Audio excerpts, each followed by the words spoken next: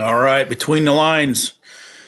Today, we're going to talk about a couple of different things. The Trump administration, which I have become thoroughly pissed off about, and I was a supporter. We got the Epstein stuff. We've all seen that. And there should just be people getting cuffed and stuffed. And if it collapses a system, well, that kind of system needs to collapse anyways. So just when I thought it couldn't get any better or worse in this regard, I was really excited about Kennedy getting in there and hopefully straightening out our food system. And then I find out that Trump writes an executive order to protect glyphosate. Guys, this freaking chemical we've all been using has been messing things up, including people and the environment, animals. And I know we've all become used to it, and it hasn't hurt me. Well, it has, trust me. If you would look into it, it messes up your endocrine system, which is a good reason why a lot of you are fat. And it weakens your body, makes you susceptible to lots of outside elements. So it's hard to connect what it's done to you. So maybe some of you know non-Hodgkin's lymphoma. That is the lawsuits that have been pretty prevalent against Monsanto, now Bayer, because they got to have the medical industry and the agricultural. So you get your food, you get you sick on your food. And then they're going to treat you in the hospital. They're going to profit off your ass until they put you in the ground. It's called managed decline. That's what they do. Well, I looked at this. I thought about it, and I actually messaged one of my buddies. And I was like, the issue is not the law. And it was licensed to utilize chemicals. And I figured out that shit was bad. I was licensed to do exterior and interior of homes and lawns and landscape, all of it. So I am fully aware. I know the modes of action on chemicals. And if you say modes of action, what's the mode of action on this chemical? To most farmers, they have no damn clue. None. They don't know what it does other than it kills weeds. It kills bugs. And they don't believe that it kills them or anything but bugs, even though it clearly states that stuff if you dig through the literature on these chemicals. They just keep using them, man. And they have forgotten how to farm. They're so far away from actual farming that they feel like they can't reverse it. Even some of the guys that think, man, I don't really want to do this, but what else am I going to do? They just keep doing it because they don't know how to reverse the situation they're in. And the way to reverse the situation you're in is to start incrementally converting your farm back to farming, like actual farming. If you're doing row crops, yeah, it's going to be tough, but there's organic practices. You could start just converting your farm over. But the fact of the matter is a lot of these grains are grown to feed animals, like cattle, for instance. And you should be converting your ground back to pastures, especially we're decimating our waterways. Indiana's got some of the shittiest water in the country. And it's all ag chems. All ag chems, man. You hardly find a clear creek anywhere. If it's clear, it's because it's spring fed. And after it goes down so far, it's not clear anymore. And the chemicals, they're hidden. You don't know they're there because you can't really see those. But yeah, so we got this guy out here in Colorado. He's a farmer. And he's so worried, according to the story, okay? So you got to remember, all these narratives are pushed on us to make us believe that's what people believe. And that's bullshit. But according to this article, this Colorado farmer, he's so worried about his farm, this 3,000 acre, and his grandkids. And that's the thing right there, his grandkids. He's so worried that they're not going to be able to continue to farm because now they're fighting against neonics. The government's trying to stop neonics. Now, neonicotinoids is the stuff they started putting on corn, soybeans. It's on 90% of crops. Dude, they put it everywhere. They started putting it on flowers, which is just super sick because It kills pollinators. It kills bees, butterflies, any insect that eats it, it dies. I would think that would do serious damage to a hummingbird. So, um, bees, it killed all my bees. I didn't know what was going on with my bees. It took a while to figure out why they were dying, confused. They were super confused. They wouldn't go out and feed. They would just hang out in front of the hive. And then they would realize, hey, this new chemical that they're putting on stuff is killing all these pollinators. And then so Bayer come out and they wanted to pretend like they were pro bee, and they started doing these. They send this guy out who was previously one of their salesmen for the chemical, and which was a big mistake. And they started sending him out to these bee associations and having these meetings. And of course, he couldn't help himself. He would start talking about chemical and how great it was and how it was really water soluble. And I thought, well, that's like the dumbest thing to say to this. This is bee associations, you know. Why would you tell us that? He just kind of lost his place and didn't understand that we're against this chemicals. We know it's killing bees. And so Bayer went out and they built these facilities, these little bee facilities, and they had some young girl in there that was her family farmed and they raised bees, and they had this poor girl up there talking on their behalf. Well, she is pretty naive, and she's like, "Oh yeah," and they do a lot of good stuff. You know, they send me to hotels and restaurants, and she started talking about all that stuff, and then the salesman interrupted. The salesman, the presenter, which is previously a salesman.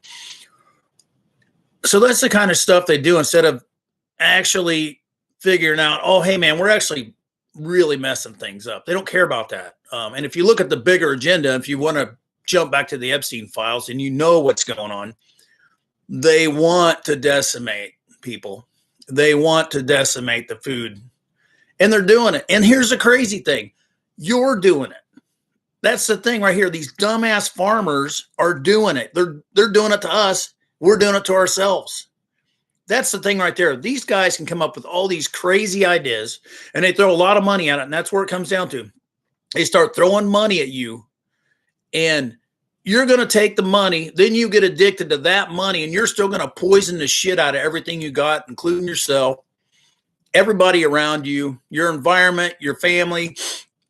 And then you're going to be like this dumbass in Colorado, worried about his 3,000 acre farm, whether his grandchild's going to have it or not, because they can't use a neurotoxin called neonicotinoids on their crops, which is food for you and me and everything else. All right. You want to wonder why there's so many neurological issues and Parkinson's? I'm in Indiana, and this is a Parkinson's belt. And I'm trying to get out of here. All right. I'm trying to get out of this space. I've been here a long time, and I really thought that we would reverse what was going on. We had a lot of smaller organic farmers. There was a movement, and pulled down big ag just F's everything up here. There's a lot of money. They got a lot of influence. And they got a lot of dummies. They got a lot of useful idiots just going along with it because, hey, they're getting paid. And it's hard to argue with that paycheck, man. They're getting that paycheck, right? They're putting in, like a grain farmer. Please don't tell me that a grain farmer, just farming grain, is putting in more than 3 or 4 months out of the year of actual work. They're not. I'm sorry, they're fucking not. If you're a livestock farmer, that's a little different. But even the CAFOs, man, super automated. We have lots of quote unquote food, but it's super crappy quality, and it's making our population sick. And it's our fault. Okay. Your neighbor, your farmer that you want to call a hero, that is not a hero. He's a man or a woman who got into a system and started making money, and not a hero. He's a man or a woman who got into a system and started making money, and some of them don't know how to get out, and some of them couldn't care less about getting out because they either don't care. But they're the ones implementing this shit. So when I think we lost connection there. what I was saying was your neighbors are the ones that are poisoning you and themselves. So I can get mad at Trump all I want, and I'm mad at him. I'm mad at whoever well, I kind of know who pays them off. The corporations that are paying them off, that are run by the people that aren't our friends. That shit doesn't matter. You don't have to go along with it. These guys are your neighbors, are the ones doing it, and or you're doing it. You are going along with it. You are creating the agenda. You are pushing their agenda forward. You are a useful idiot. You are a useful idiot. Remember that. You're a useful idiot. You are poisoning yourself and everybody else, and it's your fault that the food system's a piece of shit if you're involved in it and you're the one doing it. It's that simple, right? I want to touch real quick on the chemtrails. You people that believe that that's still a conspiracy theory, it is a conspiracy, yes, indeed. That means there's a group of people that have conspired against another group of people. That's what a conspiracy means. When you say theory, that's what you've been told to say. And when you don't still understand that they're spraying shit in the sky and they're manipulating the weather, you are a dumb ass at this point. Okay. This isn't hidden. It's in your face. I remember back in 2012, I looked at a baby boomer that I'd known him since I was a little kid. And I'm looking up at these big squares in the sky. And I go, man, what in the hell is going on there? And I knew at that point that we were screwed when he said, oh, well, that's just a jet exhaust. I thought, damn. This is our biggest voting bloc. They've been around longer than me, and that dumb bastard doesn't even know that that's not normal. And then it just went on for years and years and years, and I'm just always blown away that just only recently that a large majority of the population is like, what the hell? Where the fuck have you been, man? Open your eyes. Guys, it is happening. So whenever you got some dipshit saying it's not, they are completely stupid, and they're an unreachable individual, or they're a bot, or they're part of the system. But again, this is another situation where we can be mad at the evil bastards that are implementing this or saying, hey, we want to do this, here's the material, blah, blah, blah. But what about the bastards actually doing it? What about those are the motherfuckers right there? Those people. They're your neighbors. Somebody knows them. When you implement this stuff, you're the problem. When you are actively putting the poisons in, on, or on something that's decimating your environment, your community, and your people, you're the problem. You are the problem. It's not the slick politician who's obviously, it sounds like we got a bunch of evil bastards up there, which we all probably thought, but now we know. It's the people going along with it, man. It's your fault. So, I sent something to my leadership, I hate calling leadership, representative for the glyphosate deal, because what they're trying to do is make it to where local governments can't regulate the ag industry. They can't stop the chemicals and stuff, which again, I don't know how that's a thing, man, because this is supposed to be a bottom-up system. Your local can't stop the chemicals and stuff, which again, I don't know how that's a thing, man, because this is supposed to be a bottom-up system. Your local government should have the say on whether you can utilize certain things, and the federal government shouldn't have any say over that shit. If you're not violating somebody's rights, the federal government can get bent. That doesn't even make any sense. I think we've kind of really lost our way on how it's supposed to operate. It's supposed to be bottom up. The people are supposed to be in charge. And I know it's not been that way in a long time. And I know, unfortunately, most people are brainwashed so bad. And I mean, a lot of us are brainwashed. I'm brainwashed to some degree. We are. It's just been, we've had it pounded in our heads since day one. And then it's a daily struggle to try to